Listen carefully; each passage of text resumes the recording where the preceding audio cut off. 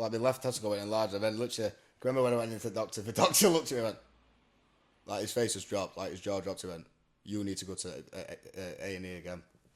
So I went back, obviously. And then I was in A&E for 12 hours. Sorry, no, that was the first time. This is when I phoned, the mum phoned 111. Yeah. And then after, I went in there for 12 hours.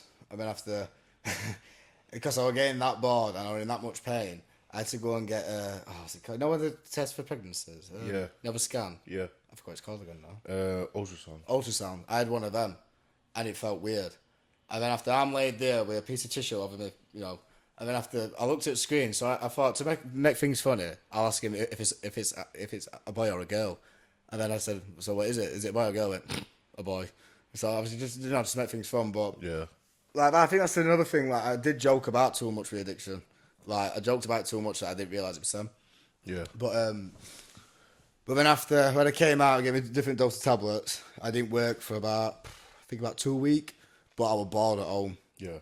And I didn't want any drugs at all because it led to many things, like my hair fell out. Then that happened and I thought I do need to stop now. Because this was, I came out on New Year's Eve last year. Yeah. Because the doctors, they wanted me to stay in for a few days, but I didn't want to. After they said, well, if you take these tablets, you can stay at home. If what happens, just come back. So great sound.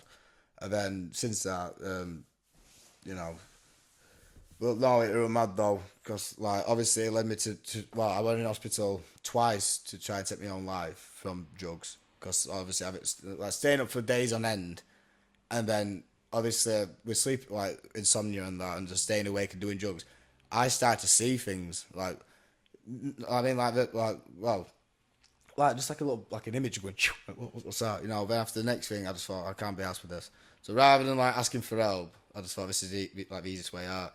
But the first time I text one of my old friends, and he texted my dad. My dad found me. I took loads of paracetamols and I drank like a full bottle of was it gin, I think? Oh yeah, with gin. So I had to have my stomach pumped and that. And then I got put on a drip. And then after came out, and then I stayed off drugs for about a good month, and I went back on them. And then the day after my granddad's funeral, can you remember that place, Abandoned Farm? Yeah. I went up there. I was in my suit still, with these shit flickers on. I had blisters, what fucking caned. My feet were bleeding. I was walking up there with like I think a 4-pack of Fosters or something, and I had loads of drugs in my pocket. Well, loads of cocaine. But after I walked up, I thought, fuck it. So I got me tied. I went to try and hang myself, but I couldn't do it because I was seeing that much shit, and I was that weak and dazed all over. I couldn't keep balance. Yeah. I couldn't tie out, so you know. Yeah. So and I just thought, fuck this off. So then I got found up there by all my family. Got took to hospital again. But when on the way to hospital, that time I said I need rehab. That's when I said it. But then after then the day after, when I finally came round, they asked me if I said what. I said no, I'm going about. I said.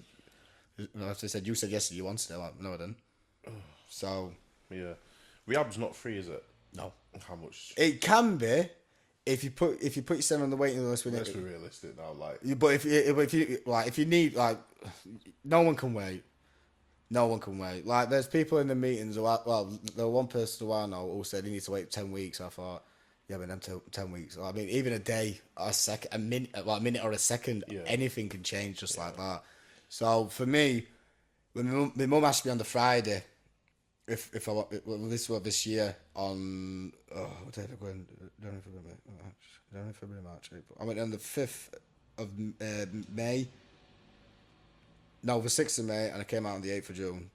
No, sorry, the 6th of sorry, that's right, yeah. And my mum asked me on that Friday, so on the on the 3rd, yeah, on the 3rd. And then after I said yeah, then on the Monday I went, and it was, I think it was just shy of 10 grand for 28 days. That's under £1,000 just to have my own room. £1,000 extra to have my own room. So fucking hell. So to get help, yeah, it costs you 10 grand though. Yeah. That's ruthless, that, because 99.99% of all people addiction probably wouldn't even be able to do that. Bear in mind, there were like alcoholics and that, and then people who are addicted to meth and crack. They were having medication as well. which costs money.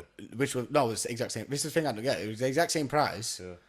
But like with the thing with cocaine, there's no you literally just have to stop. There's no other like substitute with. So is it private, the place that you go to? Yeah, I went to Linwood in Barnsley. Amazing place. But like they had a thing called Librium for alcoholics, and then they were like this. They had like an injection where they got put in their ass. Yeah. That's to put all the vitamins back in the body. Yeah. And then after, but I had nothing. In fact, the only thing what I had whilst I was in there were 4 paracetamols because I had a banging headache one night. That were it. Well, And then, but no. But, I knew it cost money, but I didn't think it cost 10 grand. Obviously, 10 grand to some people, like it's a lot. It's a lot. it's of a money lot of to find, money you to know some. what I mean? Yeah. Like, for me personally, luckily I know I've got enough family out there that would have helped me if It wasn't me who paid for it. It was my family. this is what I'm Because saying, yeah, they because said you wouldn't have had no money yeah. like, after being on session. Fuck no, I like, fuck off. for I had 7 nothing years, saved like, or that's anything. what I mean. So like, fuck me. And that basically all started from hanging around the wrong people, peer pressure, and a lot of bad choices as a kid, isn't it? And then after, well, from that, I got worse. And then as they saw me getting worse, they stopped. And then they moved, they literally just, I went out of their lives and they moved on. So I'm there being, I'm not blaming them, not at all. But like, we all started doing it at the same time. You can sugarcoat it as much as you want. It's not their fault. No. That you did what you wanted to do. No, but peer pressuring somebody that doesn't want to do something, especially when young, is just as damaging. Yeah, of course. As physically force them to do something. Because to mentally blackmail somebody through saying, "Oh, come on, we're all doing it," or "He's done it before," or "You're a faggot if you don't do it," Exactly. or "You don't be a bitch." Yeah. Oh, why are you being like that? Do you not want to have fun? All these very harmless one-liners are emotional blackmail. I've had more fun this 6 months being sober than the 7 years I was an addict. Lifting weights and following a routine. Yeah, I'm literally not even that. Just being happy, just being. But no, but that's an add-on. But literally, I can finally say I am happy. Yeah. Like before, like yeah, I'm happy. In my mind, I'm screaming, no, I'm fucking not. But now I am. I can honestly say this 6 months has been one of the best 6 months I've had in a long. That's good, time. bro. And obviously, the future for you is bright, realistically, is. going forward. And there's no other, like, there's no better thing than coming out the other end positively, isn't there? Yeah. Because you are out the other end now. Like mentally, you've curbed the addiction, and you're now looking to help more people, which is taking that to the next level. Pretty much. I mean, I'll help anyone any age, but I would like to help like our age, like the younger generation, because it's not Joe. Like, I can happily say, like the lad who I was sponsoring, he's only young. I literally I didn't hate it, but I mean, I do hate it that it's not drilled into their heads that drugs aren't the things to fucking make you happy. Yeah. Because, like, at that time, yeah, they do make you happy. Well, you think it that they make you happy, but they fucking don't. Yeah. The next morning they've done when it's about to come out your system. It doesn't at all. I've got a friend called Tom, and he's into basically motivational and inspirational speaking. Oh yeah. And he goes out to schools to speak to them. That's the one thing that I would love to start next year. That's what I'm wanting to start. Yeah. Definitely. Good. That's a good thing. I'll probably get in contact with him. Yeah, at some point. definitely. But yeah, he's currently going into schools and just having talks with kids about emotions and stuff as well. Obviously, there's a lot of different topics that kids are sheltered from, aren't they, in school? And Yeah. obviously they're brought into school, they're educated, they're told they need to do this and that. You're put into sets. See the thing, So they yeah. basically put the builders in one class, your doctors in another class, and then you're like semi-professional grafters in another class, and then your entrepreneurs and people are like a bit savvy going middle set because they're smart, but Not smart. they don't want to read the books. Do you know what I mean? But what's missing from like obviously the education system, especially for us, like we went to a Catholic school, bro. Like that being emotionally sad wasn't a thing when we were in school. If you told somebody you were depressed, I'd laugh at you. Yeah, of course you would have. Do you know what I mean? Like when we went to school, kids have got different now to when we went to school. Oh, loads different. I mean, in the space of what, 7 years, 8 years, Massive. It's a massive already. Like, difference. obviously, it's come a long way. But when we were at school, it was basically dog eat dog on the field. Yeah. If you weren't the same age group, you were basically not friends. We obviously had it a bit different because when people used to nick our football, we'd fight any year group. It didn't matter if you were year 11 and we were year 7, we'll just have it out, yeah. But we were fucked. Yeah. Basically. So we avoided bullying by being the bullies, but Yeah. not intentionally being bullies. No. If that makes sense. So like the bullies would come to us to make our But, football. yeah, exactly. And we'd just get them harder. So it just got to a point where we would just walk around school, and we had it quite easy, didn't we? Yeah. So we probably were quite happy in school. We were fucking selling sweets. We had a nice little group of mates. We were getting about. We were having parties. We were living it up, weren't we? I think from year 9 to year 11, that's where like like the group what we used to hang around with. That's when it peaked. It just peaked because we started to hang around with the year above and like and the year below. And the year below. And after like we had more. I mean, I'm not being trying to be vain, but we were more well known in school than like. There were people like from like Comp and Swinton who knew who we were, but like, who the fuck's that? Yeah. Like after the next thing, I'd ask you, who's that? Oh yeah, that's so and so. You asked me, oh yeah. But, so we had it good, but it all still kind of went tits up, and we weren't probably mentally we were futs as kids really. Like we all had little things going off like of course that were like negatively impacting us. Yeah. We were all like always out chilling, doing whatever we're doing, always active. But when I look back to this, it was basically like a very good, positive time of my life. Because we were carefree and we were living it up. And I just thought, looking at someone on the bike ride, Danny Carney went straight off at fucking handlebars. This is what I mean, mate. Like, for some reason, that just came to me because that bike ride was ridiculous. Because you were in front of me and a stone went at me eye, so I flung my bike going like that. I've looked behind and Danny's going, fuck, straight off at fucking handlebars. I can remember he popped a scorpion, like his legs were above his head. You were gone, weren't you? Fuck, you know. I remember that. I was really big, me. Yeah, I will say you have made a massive transformation since obviously, like, this being fat is okay. I was content with my fatness. Do you know what I mean? Like when I was younger and fat, I got picked on for being fat and like called Malteser, this, that, whatever. CeeLo Green. Who called you CeeLo Green? You call me CeeLo Green and Sean Kingston. I never called you CeeLo Green. Daddy called me CeeLo Green then. It was Sean Kingston. I didn't care though. Me, none of this like really affects me because I didn't have a care in the world. Do you get what I mean? Like I was a cock at school. I was fat. Or probably like there were probably 4 black people in the whole school, and like there were no real like in secondary school specifically. I didn't really experience racism and bullying like I did in primary school, which were ruthless.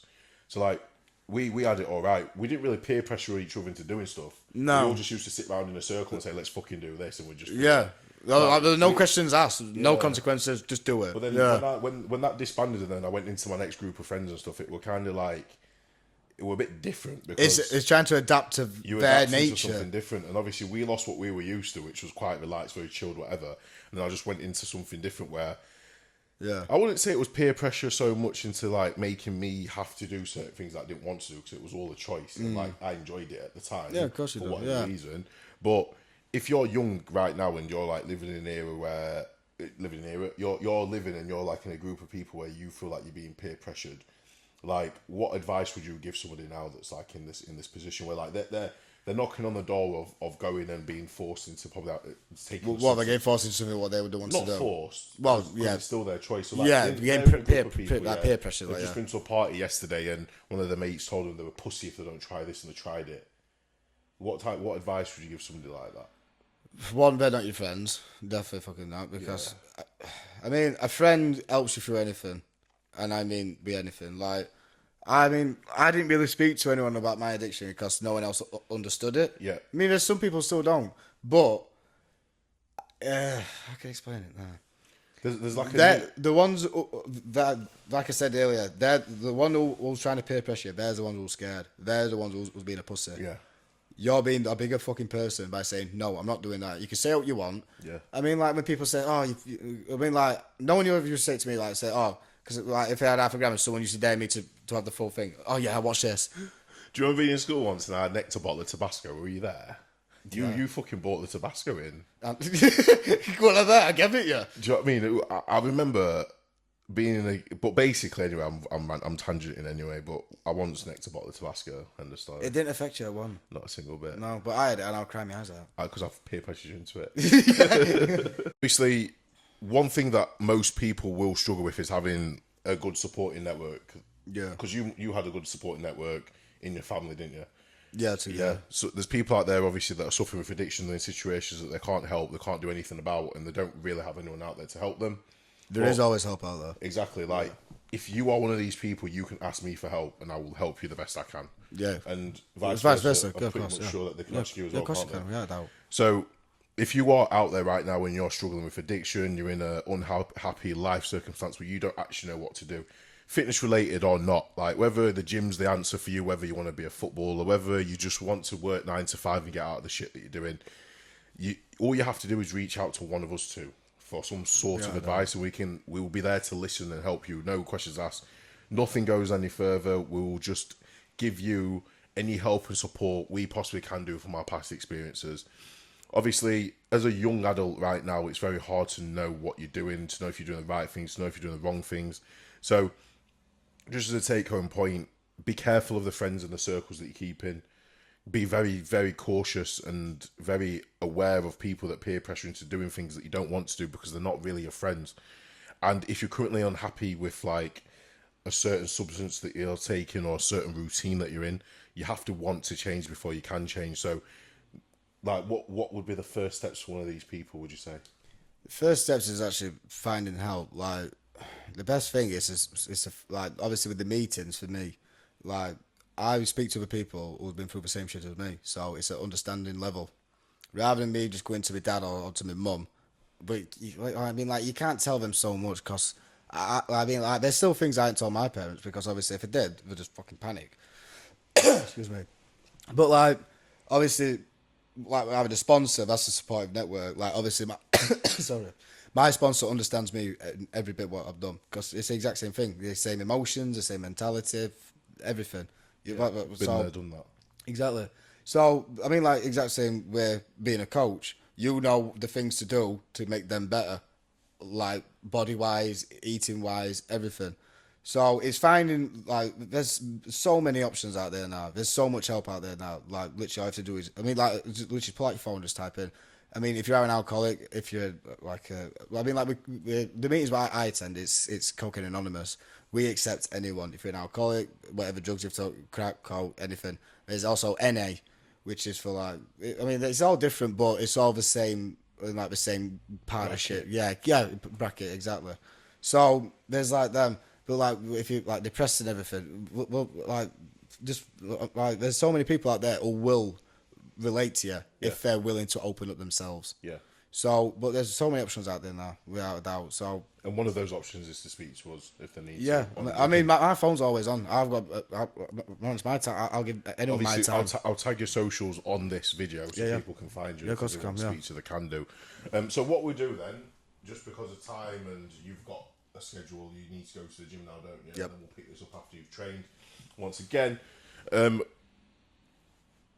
thank you for listening to, obviously, part 2 of Niall's podcast and interview. It's been quite eye-opening for me, really, to speak to him because this is the first time we've spoken face-to-face in like 6 to 7 years since we were best mates, spending every single day of our lives together for a good 3-4 years in our prime childhood life, which is absolutely nuts. And there's so much more that we could talk about, obviously, in many different like elements and to do with our own lives, and then loads of things that we've seen and done. So we'll wrap this up here. We'll close it and we'll end this episode where we are, and then we'll come back and we'll finish off, obviously, this chat. Yep. For part 2. Yep. Yeah. Yep. Perfect. Definitely. So thank you guys for listening. Like I said, all contact details are in the all contact details will be noted down below. If you want to speak to either of us, feel free to reach out. If it's for coaching, if it's for help in terms of your mental health, if it's for help in terms of how to break a habit or how to take the steps to breaking a habit, or if you feel like you've got a habit, you don't know if you've got one, you want to discuss it, just feel free to speak to us because we've been there, we're young, we've done that, and we've come out the other side positive, haven't we? Like, we've made positive things out of our negatives. 100%. So we want to be able to spread this same message to all of you guys. So like I say, once again, to support the channel, make sure you like, you comment, you share this to the people that need to hear it, and feel free to reach out at any time. Get involved in the Q&As, get involved in the giveaways.